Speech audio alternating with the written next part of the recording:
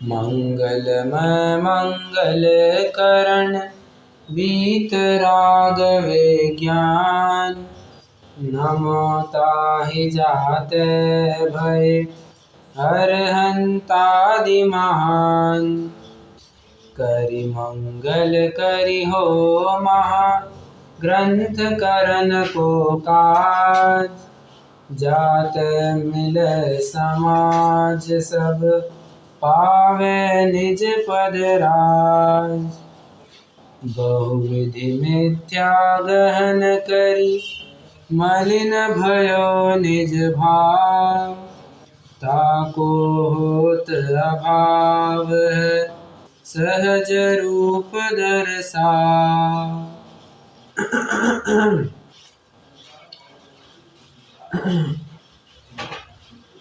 निरपेक्षा नया मिथ्या सापेक्षा वस्तुतेर्थकृत।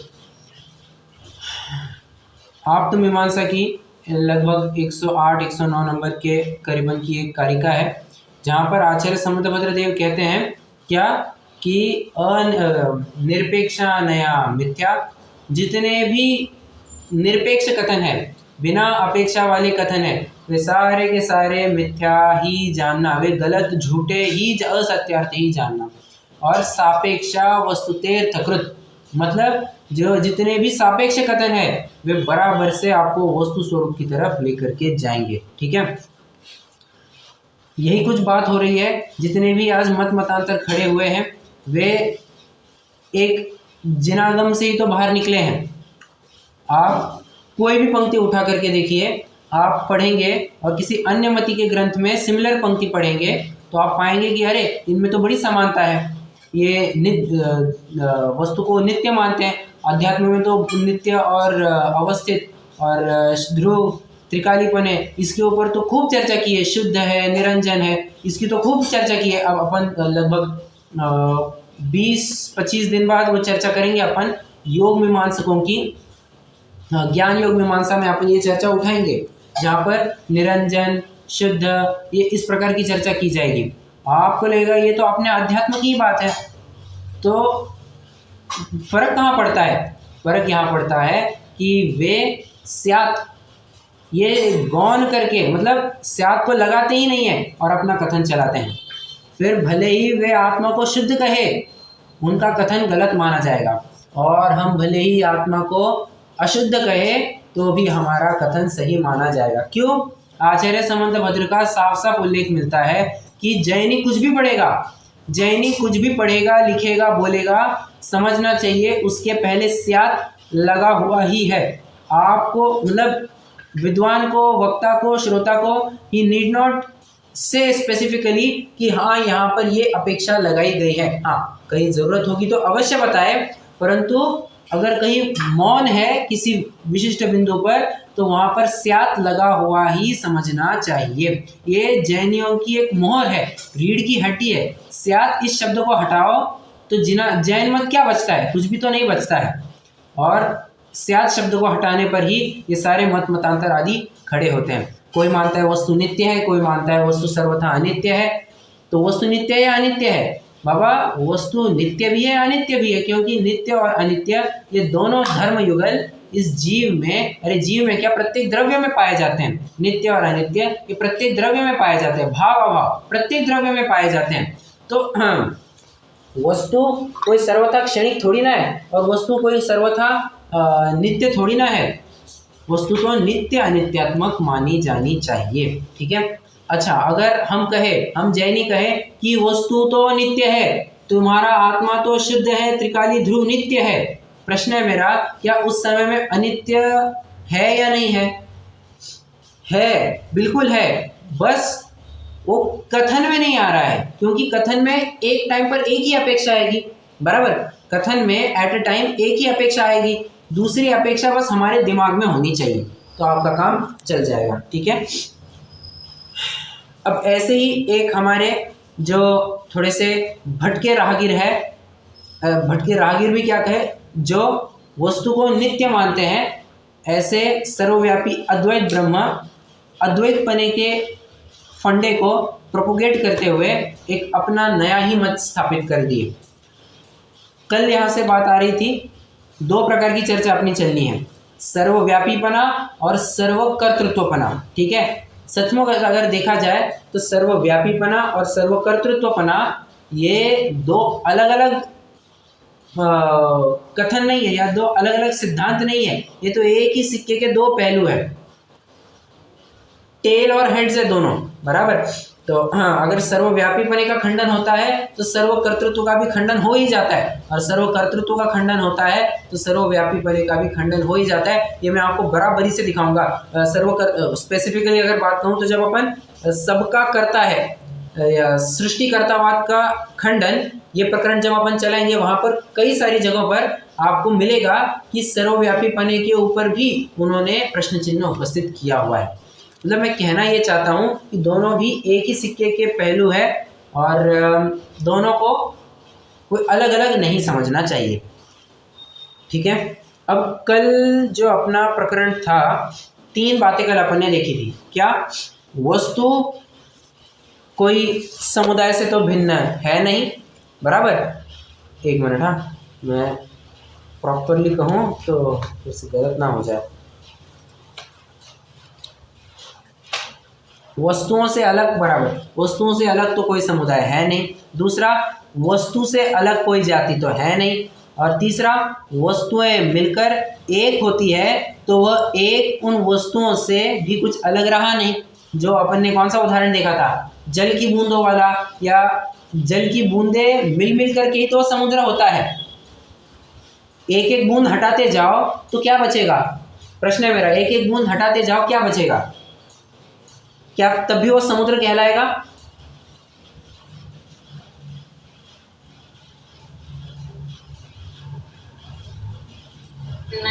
नहीं कहलाएगा। इसके लिए अपन ने उदाहरण क्या देखा था अपना, अपने सिद्धांतों में से अपन ने क्या उदाहरण लिया था?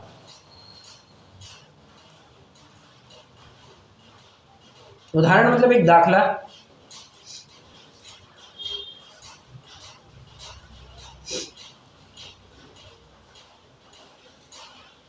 क्या बात है? अपन ने द्रव्य और गुण का उदाहरण लिया था, याद आ रहा है? द्रव्य में गुण है या द्रव्य गुणमय है, याद आ रहा है कि कुछ चर्चा की थी अपन ने?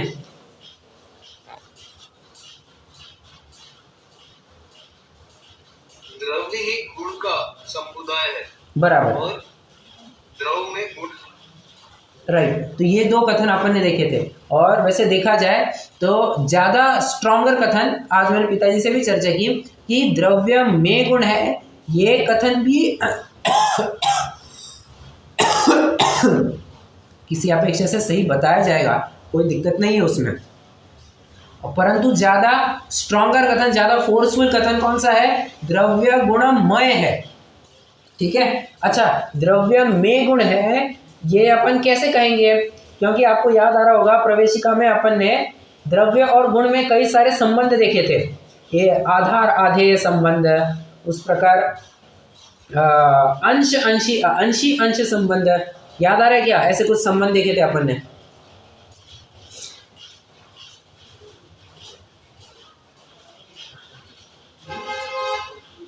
अब ये मत कहना 3 साल हो गए भैया जी।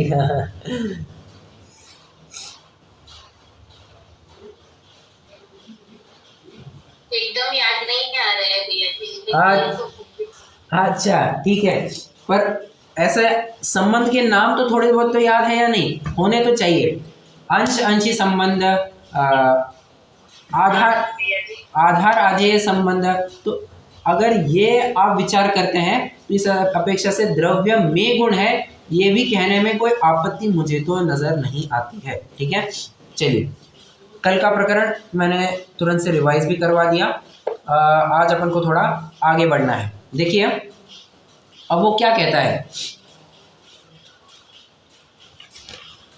वो सामने वाला कहता है कि अब उदाहरण अंश अंशी का उदाहरण चलेगा। ठीक है, अब अंश अंशी का उदाहरण चलेगा। देखिए ना, कल वैसे थोड़ा सा खुलासा हुआ था, आज फिर से उसका खुलासा करता हूं। यह शरीर सिर्फ 2 हाथ 2 पैर खोपड़ी जोड़ने से बनता है, या उनका एक विशिष्ट संबंध है, एक विशिष्ट उनका समुदाय है, उनका एक विशिष्ट कनेक्शन है। क्या है, आपका क्या कहना है? विशिष्ट कनेक्शन। विशिष्ट कनेक्शन है, बराबर।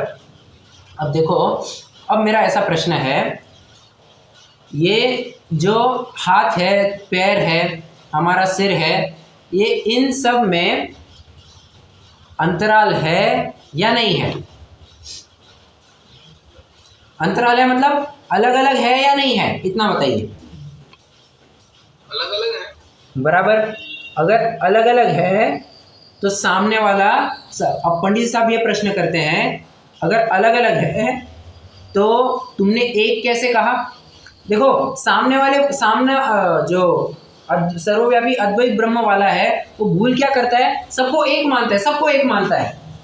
मतलब वो कह रहा है कि ये जो ब्रह्म है ना, वो सर्वव्यापी है और हम उसका अंश हम सभी में है। मैं फिर से रिपीट करता हूँ, घबराने की बिल्कुल दिक्कत नहीं है। देखिए, घबराने की जरूरत नहीं है, दिक्कत नहीं। सर्वव्यापी अद्वैत ब्रह्म वाले कहते हैं कि एक ब्रह्म है। अच्छा, एक बात और बता दूं, हाँ, ब्रह्म और ब्रह्मा दोनों अलग अलग है। ब्रह्म और ब्रह्मा दोनों अलग अलग है। कैसे, इसका खुलासा भी आएगा। मैं अभी खुलासा नहीं करूंगा, इसका विस्तार से प्रकरण आगे चलने ही वाला है, ठीक है।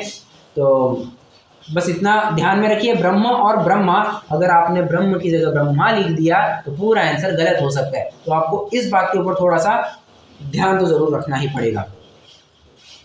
वे क्या कहते हैं कि ब्रह्म है सो सर्वव्यापी है और हम उसी के अंश है, हम उसी के अंश है, ठीक है। तो सामने वाले कहते हैं, पंडित जी साहब एक प्रश्न पूछते हैं, क्या कि तू बता, वो जो ब्रह्म है, जो ब्रह्म है, वह अंशी है, ऐसा तुम मानते हो? तुम मानते हो कि वह ब्रह्म अंशी है और हम उसके अंश है। यहां तक कितने जनों को पकड़ में आ रहा है? अगर हाँ तो मैं आगे की बात रखता हूं।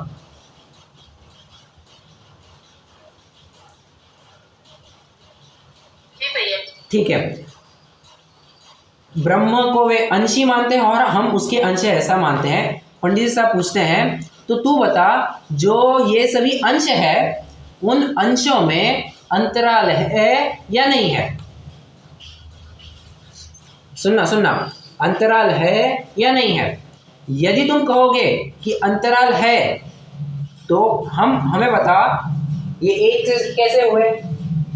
तेरा कथन क्या है? तू सबको एक मानता है, बराबर।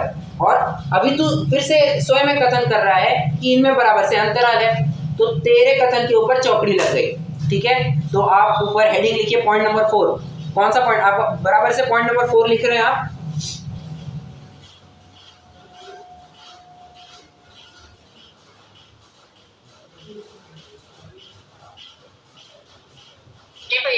ठीक है, तो लिखिए, यदि ब्रह्म को अंशी मानते हो, लिखिए, यदि ब्रह्म को अंशी मानते हो तो अंशों में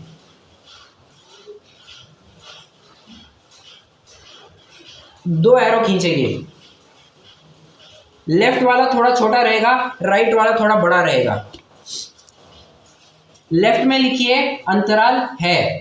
दोनों की चर्चा करते हैं, अंतराल है या अंतराल नहीं है। अब क्या है, मेरे पास अगर कुछ बोर्ड वगैरह होता तो मैं लिख करके दिखाता, बट अभी थोड़ा सा मैं जल्दी कुछ व्यवस्था भी करने वाला हूँ उसकी, तो अभी तो आप थोड़ा सा समझ लीजिए। लेफ्ट में क्या लिखना है? अंतराल है, उसके नीचे एरो करके लिखिए। तो अंशी या एक कैसे कहते हो? तो ब्रह्म को अंशी या एक कैसे कहते हो?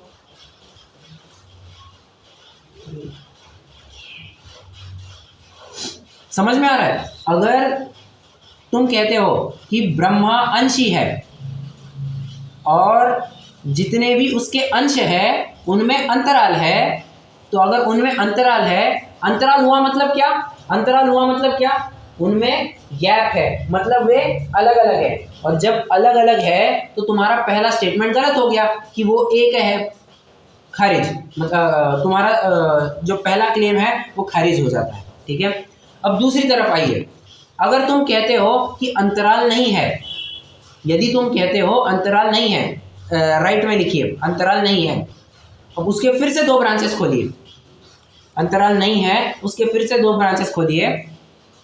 पहला पॉइंट लिखिए, ऐसा प्रत्यक्ष तो भाषित होता नहीं है, ऐसा प्रत्यक्ष तो भाषित नहीं होता है।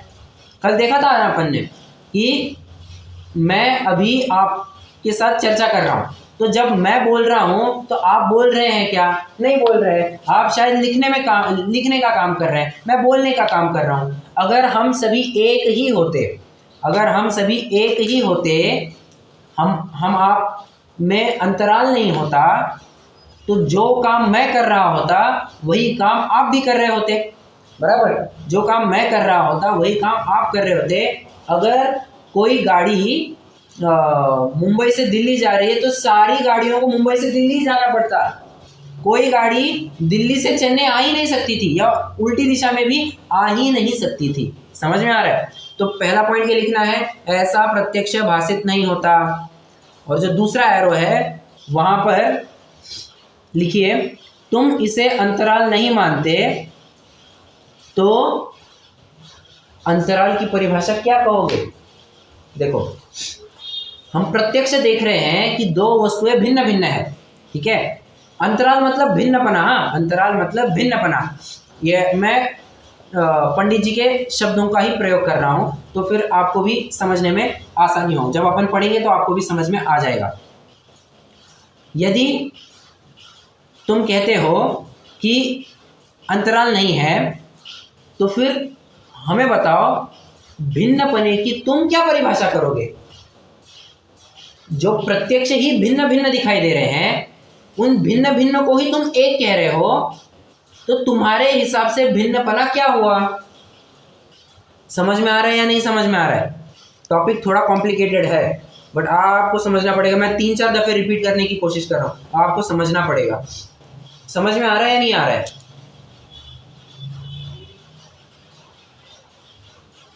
जी भैया जी। सबको समझ में आ रहा है, हाँ या ना? सब मैं एक एक करके नाम बोलूंगा। कल्पना जी, यस सर। ओके। डॉक्टर साहब, ओके। कुमकुम जी, जी भैया जी। ओके ओके, सबको समझ में आ रहा है, ठीक है, अच्छी बात, बहुत अच्छी बात है। हाँ, मैं फिर से एक बार रिवाइज कराता हूँ। आप चाहे तो ना ऐसा कर सकते हैं, पहला स्टेटमेंट के लिए बी लिखिए, मतलब ब्रह्मवादी, ठीक है, पहले के लिए लिखिए बी, और जो पंडित जी का उत्तर रहेगा उसके लिए लिखिए जे, जे मतलब जैन। ऐसा करके आप अगर लिखेंगे तो आपको बराबर से समझ में आ जाएगा, ठीक है।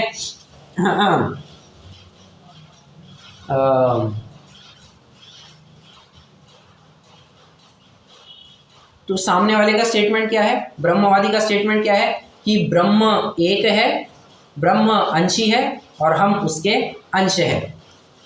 पंडित जी साहब का ये प्रश्न है, जे के आगे, मतलब जे के आगे लिखेंगे कि अंतराल है या नहीं है। अगर अंतराल है तो एक कैसे कहते हो, एक कैसे कहते हो, बराबर। अगर तुम ही कह रहे हो कि ये सभी भिन्न है, और तो तुम्हारा पहला स्टेटमेंट तो गलत हो गया, जहां पर तुम कह रहे हो कि सभी एक है, ठीक है, तो पहला स्टेटमेंट तो उसका गलत ठहरा दिया। अगर तुम कहते हो कि अंतराल नहीं है, दूसरे कॉलम की अपन बात कर रहे हैं, दूसरे एरो की बात कर रहे हैं, अगर तुम कहते हो कि अंतराल नहीं है, फिर से दो पॉइंट कह रहे हैं, ऐसा तो प्रत्यक्ष भाषित नहीं होता, एक। दूसरा, तो तुम बताओ भिन्नपने की परिभाषा क्या होगी। जो प्रत्यक्ष ही भिन्न भिन्न देख रहे हैं, तुम उसको भी एक ही कहोगे, एक सत्ता कहोगे, तो भिन्नपने की परिभाषा तुम क्या करोगे। समझ में आ रहा है? हाँ, इससे निष्कर्ष ये निकाला कि जो तुम्हारी अंश अंशी की कल्पना है सो मिथ्या है। और अब कैसे लिखेंगे, ये जो राइट वाले दोनों भी अपने पॉइंट्स थे, उनको एक सिंगल पॉइंट मतलब उन दोनों की तरफ से एक एरो खींचते हुए एक पॉइंट लिखिए। अतः तुम्हारी अंश अंशी की कल्पना मिथ्या है।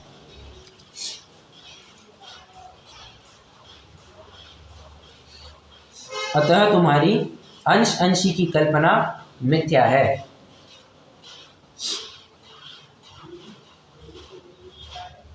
अब इसी को कंटिन्यू करते हैं आगे, ठीक है। अब इसके नीचे ये जो अभी पॉइंट लिखा ना, इसके नीचे एरो करके लिखिए बी।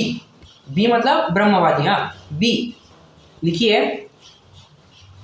सभी अंश सूक्ष्मता से जुड़े हैं। सभी अंश सूक्ष्मता से जुड़े हैं। वो क्या कहता है, नहीं नहीं नहीं, आप ऐसे कैसे कहते हो, सारे अंश सूक्ष्मता से जुड़े हुए हैं।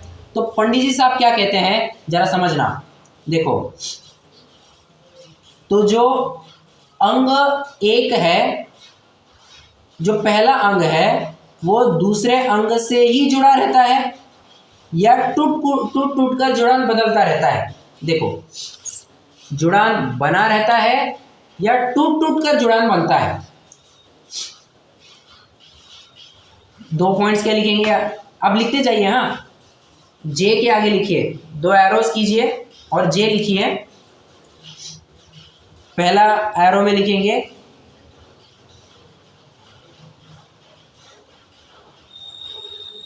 एक अंग दूसरे अंग से ही जुड़ा रहता है।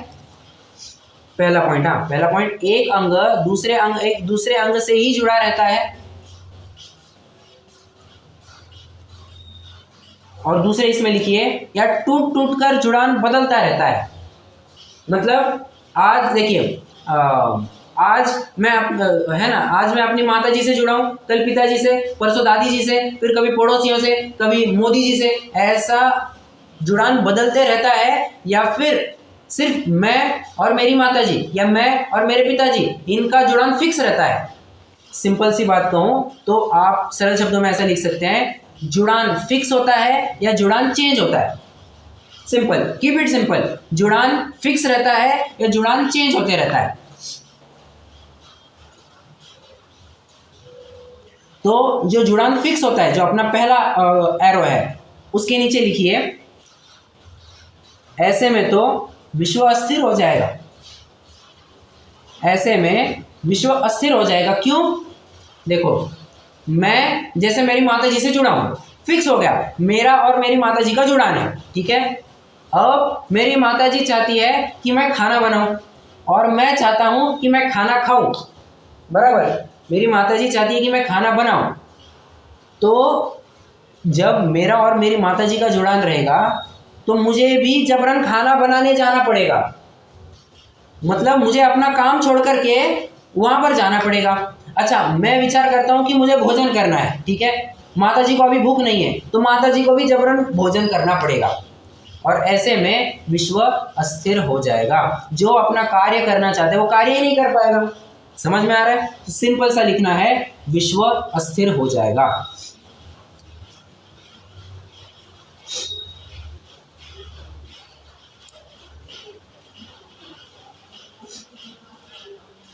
ब्रैकेट में लिखिए, क्योंकि उपरोक्त कथन प्रत्यक्ष भाषित नहीं होता। प्रत्यक्ष भाषित नहीं होता है कि बाबा जुड़ान फिक्स रहता है। क्योंकि जैसे मुझे छत पर जाना है तो मेरी माता जी को घर के बाहर जाना है, ठीक है। मुझे छत पर जाना है तो मेरी माता जी को बाहर जाना है। तो ऐसे में वो जब साफ साफ देख रहे हैं कि दोनों के कार्य अलग अलग है, दोनों की दिशाएं अलग अलग है, तो तुम कैसे कह सकते हो कि इनका फिक्स जुड़ान है, ठीक है। तो पहला पॉइंट ये लिखना है, विश्व अस्थिर हो जाएगा। अब दूसरी तरफ आइए। दूसरी तरफ क्या था, दूसरा पॉइंट क्या था, दूसरा एरो क्या था अपना,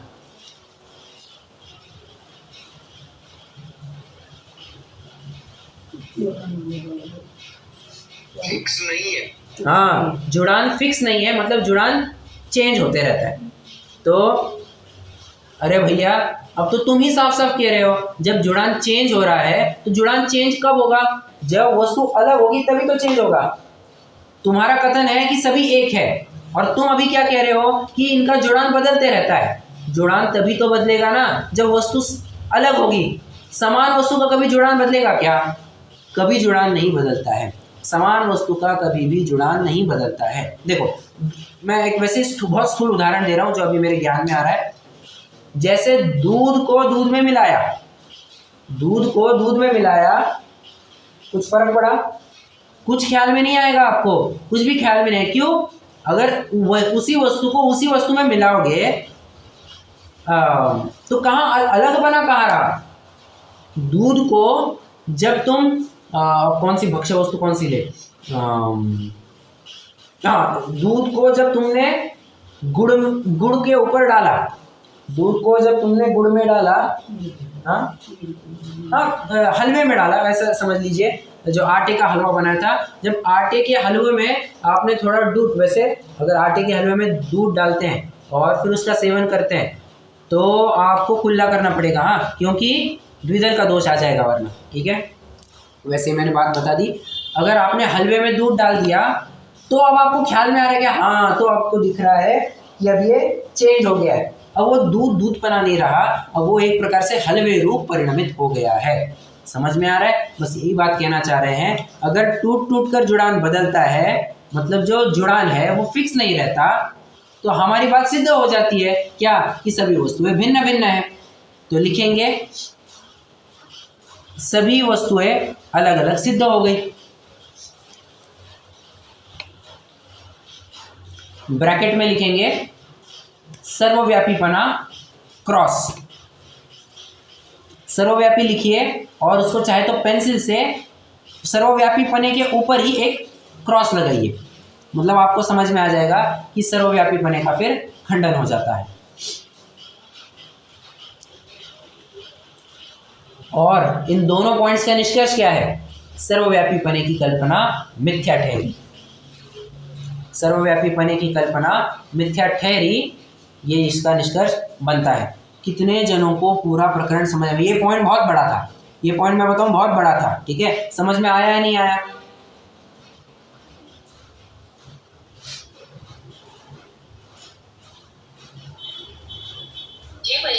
ओके ओके, रिपीट करते हैं, पूरा रिपीट करना है स्टार्टिंग से, एक बार वापस से सर। स्टार्टिंग से रिपीट करना है ना? हाँ सर। ओके चलो, अब देखो ध्यान से सुनना। अब लिखना वगैरह छोड़ दो, लिखना वगैरह सब छोड़ दो, मैं जितना बोल रहा हूँ उसकी तरफ ध्यान दीजिए।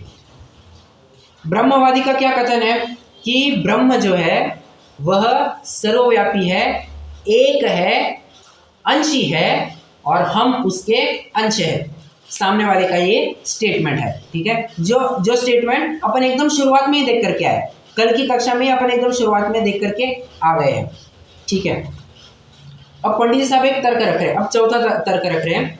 वे कहते हैं कि तू बता, अगर वह अंशी है और हम अंश है तो हम सभी अंशों में अंतराल है या नहीं है? यदि अंतराल है तो तू बता एक कैसे रहा, एक पना कैसे सिद्ध हुआ? एक पने के ऊपर चौकड़ी लग गई, मतलब सर्वव्यापी पने के ऊपर सर्वव्यापी पने का खंडन वैसे ही हो गया, ठीक है। अगर तू कहता है कि अंतराल नहीं है, अगर तू कहता है कि अंतराल नहीं है तो ऐसा तो प्रत्यक्ष बिल्कुल भी भाषित नहीं होता है। पंडित जी साहब कहते हैं ऐसा तो प्रत्यक्ष बिल्कुल भी भाषित नहीं होता। और तू बता, अगर प्रत्यक्ष भिन्न भिन्न दिखती हुई वस्तुओं को तुम एक कहोगे तो तुम्हारी अपेक्षा से भिन्नपने की क्या परिभाषा है? तुम भिन्नपने की क्या परिभाषा करते हो? तुम्हारी अपेक्षा से अलग अलग क्या हो गया, ठीक है। ये हो गया सब पार्ट ए।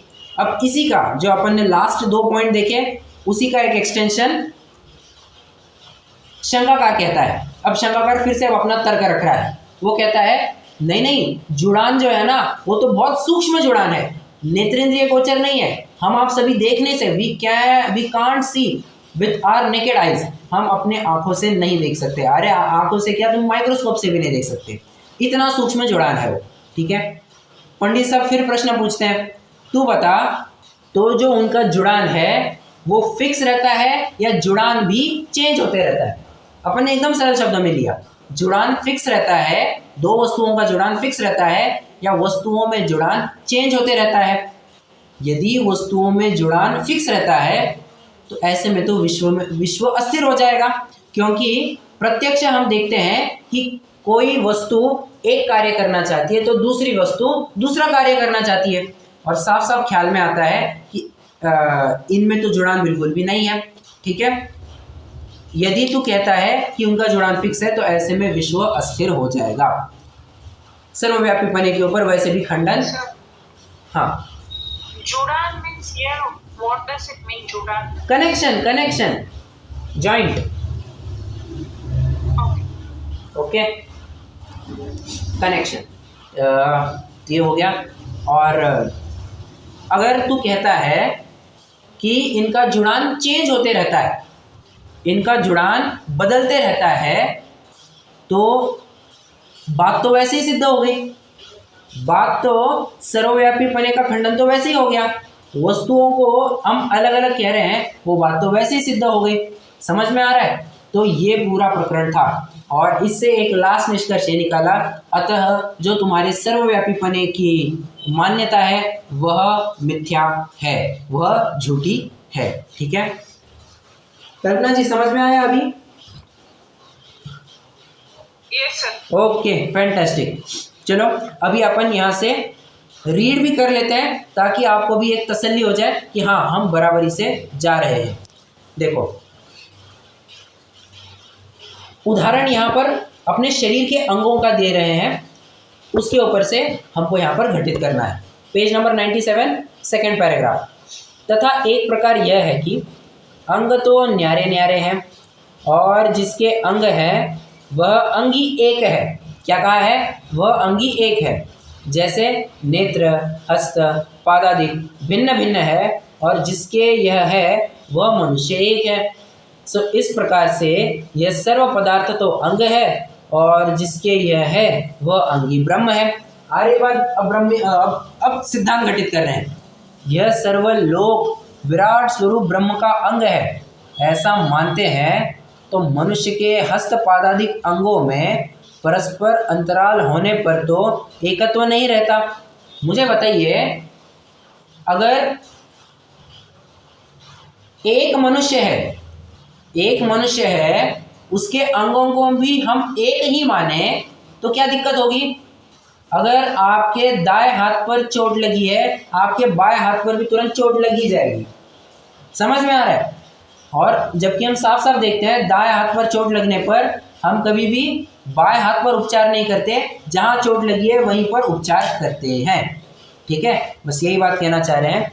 ऐसा मानते हैं तो मनुष्य के हस्तपादादिक अंगों में परस्पर अंतराल होने पर तो एकत्वपना नहीं रहता, जुड़े रहने पर ही एक शरीर नाम पाते हैं। सो लोक में तो पदार्थों के परस्पर अंतराल भाषित होता है, फिर उसका एकत्वपना कैसे माना जाए? अंतराल होने पर भी एकत्व माने तो भिन्नपना कहाँ माना जाए? जो अपन कह रहे थे ना कि तुम बताओ भिन्नपना तुम कैसे डिफाइन करोगे, वो वाला पॉइंट यहाँ कह रहे हैं। अंतराल होने पर भी एकत्व माने तो भिन्नपना कहाँ माना जाए? ठीक है, तुम्हारी अपेक्षा से अलग अलग क्या हुआ? आगे यहाँ कोई कहे कि समस्त पदार्थों के मध्य में सूक्ष्म रूप ब्रह्म के अंग हैं, उनके द्वारा सब जुड़ रहे हैं। उससे कहते हैं जो अंग जिस अंग से जुड़ा है वह उसी से जुड़ा रहता है या टूट टूट कर अन्य अंगों से जुड़ता रहता है। अपन ने क्या कहा था? जुड़ान फिक्स रहता है या जुड़ान चेंज होता रहता है? दो वस्तुओं का जुड़ान फिक्स रहता है या वस्तुएं अपना जुड़ान बदलती रहती है। ठीक है, हाँ, यदि प्रथम पक्ष ग्रहण करेगा तो सूर्यादि गमन करते हैं, उनके साथ जिन सूक्ष्म अंगों से वह जुड़ता है वे गमन करेंगे, तथा उनके गमन करने से वे सूक्ष्म अंग अन्य स्थूल अंगों से जुड़े रहते हैं, वे भी गमन करेंगे। इस प्रकार सर्वलोक अस्थिर हो जाएगा। जिस प्रकार शरीर का एक अंग खींचने पर सर्व अंग खींच जाते हैं, उसी प्रकार एक पदार्थ के गमनादिक करने से सर्व पदार्थों के गमनादिक होंगे, सो भाषित नहीं होता। सिंपल सी बात कह रहे हैं, अगर कोई आपका हाथ खींचे, अगर सिर्फ कोई आपका हाथ खींचे प्रश्न है मेरा, वो क्या सिर्फ हाथ खींच रहा है या एक प्रकार से आपको ही खींच रहा है?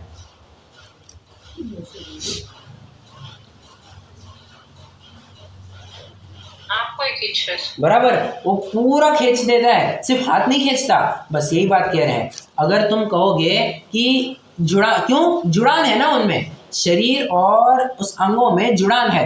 अगर एक अंग को तुम खींचने की कोशिश करोगे तो दूसरा अंग छोड़ो, पूरा शरीर खींच जाएगा। हाँ, तो कहने की बात यह है कि जहाँ जुड़ान होता है तो जुड़ान का एक अंग हिलने पर पूरा अंग ही हिलता है। बस इसी प्रकार कह रहे हैं, अगर इन सभी अंशों में से एक अंश भी हिला तो अंशी को भी हिलना पड़ेगा बाबा। तो ऐसी बात है, जबकि ऐसा तो प्रत्यक्ष देखने में नहीं आता। ठीक है, ये पहला तर्क हो गया।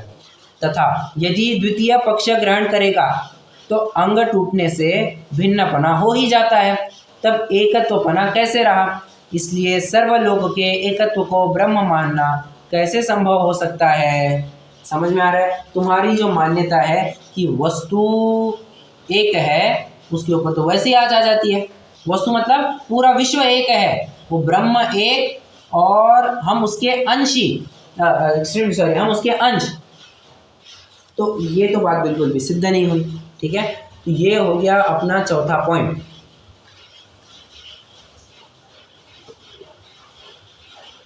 अब पांचवा पॉइंट क्या कहते हैं? देखो, सामने वाला कहता है नहीं नहीं नहीं, ऐसा नहीं है। पहले एक था, फिर अनेक हुआ, फिर अनेक था, अनेक रूप से एक हुआ, फिर एक था, उसके बाद अनेक हुआ, और अनेक से फिर एक हुआ। इसके लिए वे एक सूत्र कहते हैं, एको हम बहुश्याम। मैं एक हूँ और बहुत रूप होऊंगा। ठीक है, मैं एक हूँ और बहुत रूप होऊंगा, ऐसा भी कथन कहते हैं। इससे सामने वाले का ये तर्क होना चाहिए कि ब्रह्म तो पहले एक था, फिर अनेक रूप हुआ, फिर से एक रूप हुआ, फिर से अनेक रूप हुआ, फिर से एक रूप हुआ। ठीक है, तो पंडित जी साहब कहते हैं, भले आदमी जब एक से अनेक रूप हुआ, साफ साफ बात सिद्ध हो जाती है। क्या क्या सिद्ध हो जाती है? कि वस्तुएं अलग अलग है। जब अनेक रूप हो सकता है तब साफ साफ समझ में आ ही जाता है ना कि वस्तुएं कोई भिन्न भिन्न तो थी नहीं, वस्तुएं तो कोई एक थी नहीं, वे तो भिन्न भिन्न नहीं थी। देखो ना, जब भी तेल के कुएं में से तेल निकाला जाता है, क्रूड ऑयल जिसे कहते हैं, कच्चा तेल जिसे कहते हैं, उस कच्चे तेल में आपको सब मिलेगा। पेट्रोल भी मिलेगा, डीजल भी मिलेगा, केरोसिन भी मिलेगा, और आपको जो भी चाहिए सब मिलेगा। कैसे मिलेगा? हमें तो कुछ अलग अलग से दिखाई नहीं देता है।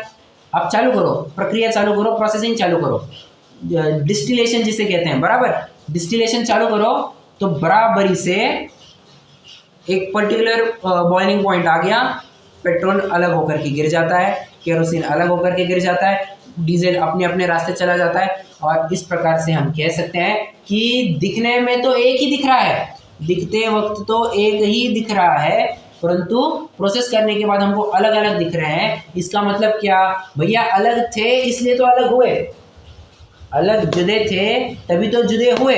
अगर दो वस्तुएं अलग ही नहीं होती तो उनको अलग कहता भी कौन? बराबर है, यही बात यहाँ पर कह रहे हैं। इससे पहला तर्क क्या हुआ? पहला तर्क तो ये हुआ कि अनेकपना तो वैसे ही सिद्ध हो गया, अनेकपना सिद्ध हो गया। और दूसरा, तुम्हारा जो अनादि निधन एकत्वपना है, अनादि निधन एकपना है, उसका भी खंडन हुआ।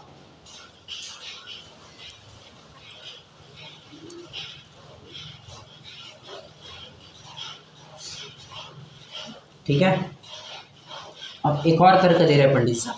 पंडित जी साहब कहते हैं, जब ब्रह्म अनेक रूप हुआ, जब ब्रह्म अनेक रूप हुआ, तब जुड़ान बना रहा या जुड़ान नहीं रहा?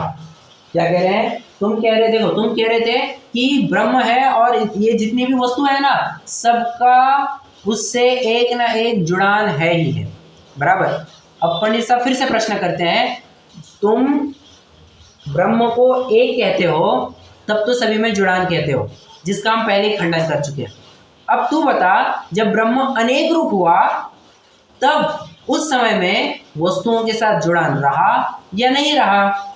यदि वस्तुओं से जुड़ान रहा तो फिर पूर्वोक्त दोष आ जाएगा। पूर्वोक्त दोष मतलब क्या? विश्व अस्थिर हो जाएगा। जो अपन ने ऊपर देखा था ना 4 पॉइंट में, वो वाला तर्क आ जाएगा। और यदि जुड़ान नहीं रहा फिर से भिन्नपना तो वैसे ही सिद्ध हो गया, सर्वव्यापीपने के ऊपर फिर चौकड़ी लग गई। ठीक है, इस प्रकार से 3 तर्क देकर के पंडित साहब ने उसके प्रश्न का भी उत्तर दे दिया है। आइए अपन यहां से पढ़ते हैं। तथा एक प्रकार यह है कि पहले एक था फिर अनेक हुआ, फिर एक हो जाता है इसलिए एक है। जैसे जल एक था सो बर्तनों में अलग अलग हुआ, फिर मिलता है तब एक हो जाता है। तथा जैसे सोने का एक डला था सो कंकन कुंडलादि रूप हुआ, फिर मिलकर सोने का डला हो जाता है। उसी प्रकार ब्रह्म एक था फिर अनेक रूप हुआ और फिर एक होगा, इसलिए एक ही है। ये सामने, ये इतना बड़ा पॉइंट है ना, इस सामने वाले का ही प्रश्न है, इतना बड़ा सामने वाले का प्रश्न है। अब पंडित साहब क्या उत्तर देते हैं देखो। इस प्रकार एकत्व मानता है तो जब अनेक रूप हुआ तब जुड़ा रहा या भिन्न हुआ? यदि जुड़ा रहा कहेगा तो पूर्वोक्त दोष आ जाएगा, भिन्न हुआ कहेगा तो उस काल तो एकत्व नहीं रहा, बराबर सर्वव्यापी पने के ऊपर खंडन हो, सर्वव्यापी पने का खंडन हो गया। तथा जल सुवर्ण आदि को भिन्न होने पर भी एक कहते हैं, वह तो एक जाति अपेक्षा से कहते हैं, परंतु यहाँ सर्व पदार्थों की एक जाति भाषित नहीं होती। कोई चेतन है कोई अचेतन है इत्यादि अनेक रूप है, उनकी एक जाति कैसे कहे? देखो ना, यहाँ पर द्रव्य में भी मैं भी जीव हूँ आप भी जीव है, ऐसा होते हुए भी जीव पने की अपेक्षा भले ही समान है परंतु व्यक्ति अपेक्षा तो प्रत्येक जीव अलग अलग है। आपकी आत्मा अलग, मेरी आत्मा अलग, ठीक है, गुण भले ही सेम होंगे, सब होगा, कोई दिक्कत नहीं, परंतु आत्माएं अलग अलग है, शरीर अलग अलग है, सब कुछ तद्दन जुदा है, बराबर। तो यही बात कह रहे हैं कि उनकी एक जाति कैसे गए? तथा पहले एक था फिर भिन्न हुआ मानते हैं, तो जैसे एक पाषाण फूटकर टुकड़े हो जाता है उसी प्रकार ब्रह्म के खंड हो गए फिर उनका इकट्ठा होना मानता है, तो वहाँ उनका स्वरूप भिन्न रहता है या एक हो जाता है? अपन ने देखा था ना, जुड़ान बना रहता है या जुड़ान टूट जाता है, वो वाला पॉइंट। यदि भिन्न रहता है तो वहाँ अपने अपने स्वरूप से भिन्न ही है और एक हो जाते हैं तो जड़ भी चेतन हो जाएगा और चेतन जड़ हो जाएगा। वहाँ अनेक वस्तुओं की एक वस्तु हुई तब किसी काल में अनेक वस्तु, किसी काल में एक वस्तु, ऐसा कहना बनेगा। अनादि अनंत एक ब्रह्म है ऐसा कहना नहीं बनेगा। कंक्लूजन इसका इतना ही है, जो तुम अनादि निधन एक ब्रह्म कहते हो उसका तुरंत यहीं पर खंडन हो जाता है। ठीक है, चलिए आज लगभग अपन ने 2 बिंदुओं के ऊपर चर्चा की है, मोटा मोटी अपना 1 पेज का भी प्रकरण पूरा हो गया है, कोई दिक्कत नहीं। कल अपन प्रयास करेंगे कि सर्वव्यापी अद्वैत पने का प्रकरण कंप्लीट करेंगे और फिर सृष्टिकर्तावाद को अपन परसों से प्रारंभ करेंगे। कोई प्रश्न है तो पूछ सकते हैं, नहीं तो अपन जल्दी जनवाणी स्तुति करेंगे।